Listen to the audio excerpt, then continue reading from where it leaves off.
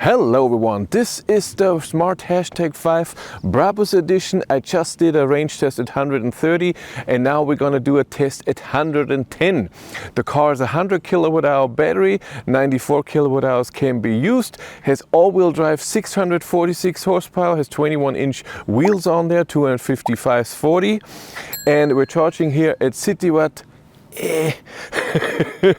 to 80%, and then we go on the highway and see how it drives. I'm pretty sure we can get a bit of range out of this gigantic battery. Car has a heat pump and I'm excited to see how it drives.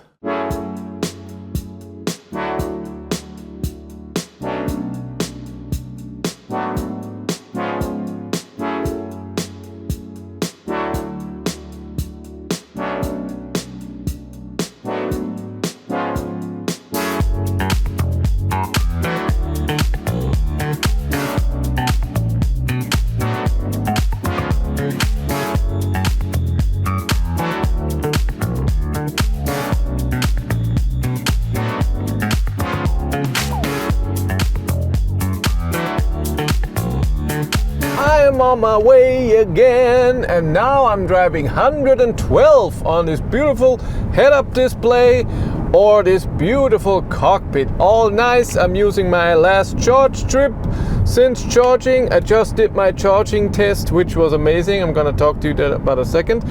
I charged to the 80%. Like I said, it's now 21 degrees out there. I'm in eco mode. And my AC is on 22 degrees and auto because it's a bit warmer out there, but it's so nice. Charging.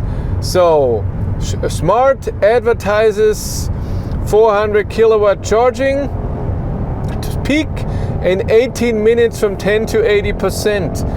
Then in my charging session, it never reached 400 kilowatt. It reached 355 kilowatt peak, but it did 7 to 80% in 15 minutes. So it was faster, but the peak is not so high. Amazing.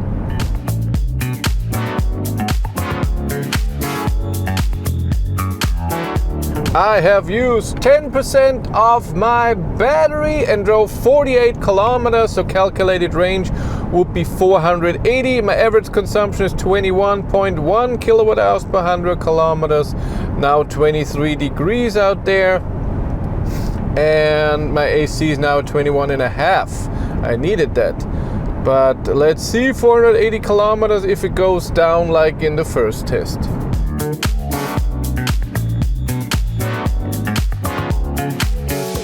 How is the Smart #5 Brabus on the highway with 110?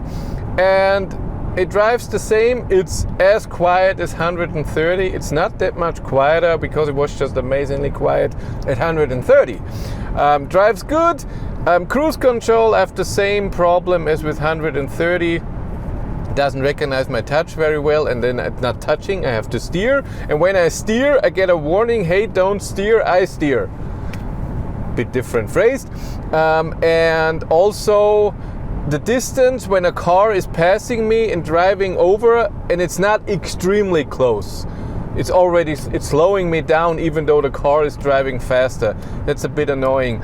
And when you accelerate while having it on because you're passing and then you get a bit off, it brakes extremely strong. So I rather turn it off then when I pass a car faster than the cruise control speed than having it on. It's annoying.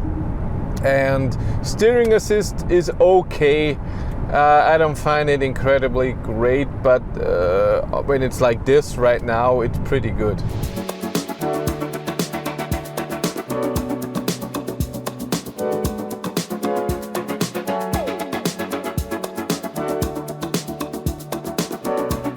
I have used 25% of the battery, drove 116 kilometers.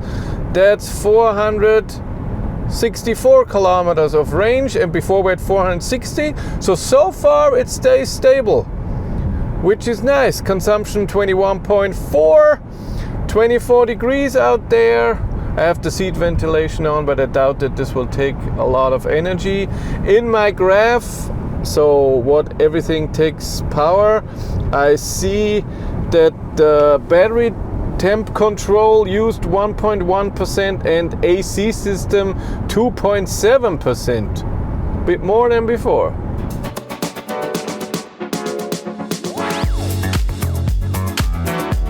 Turned around, navigated back to the charger, and when I see this 33 minutes for 66 kilometers, I think it doesn't use the 110 and state of charge 20%.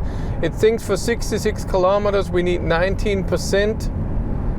I think we will arrive with a higher state of charge. So I think it has a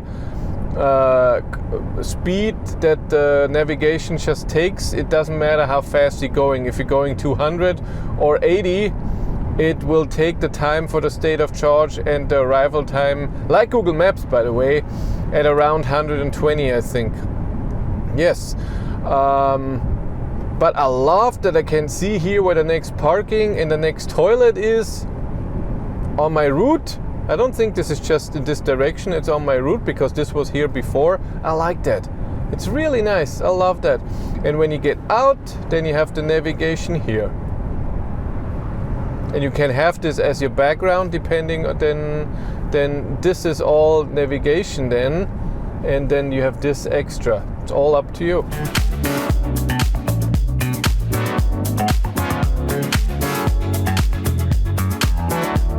I used 50% of my battery, drove 225 kilometers, so 450 kilometers of range, 21.4 kilowatt hours per 100 kilometers is my average consumption, and people are driving too slow.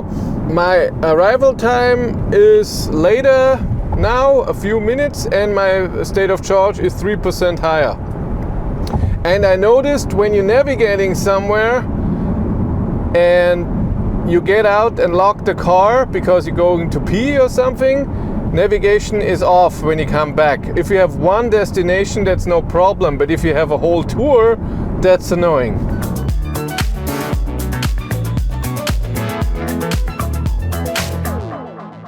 Do you want to charge for free? Of course you do. And how can you do that? With ANDRCHARGE. ANDRCHARGE is an app. Install it on your phone, and when you are at a charger, you rate the charger. You give some information about the charger, and for this you get kilometers and stars, and these you can exchange for charging credit. Use the link in the description below to get 20 kilometers to start with. I arrived with 25%. That's my driving data. And here you can see I used 0.5% for the battery temperature control and 3.1% for the AC system.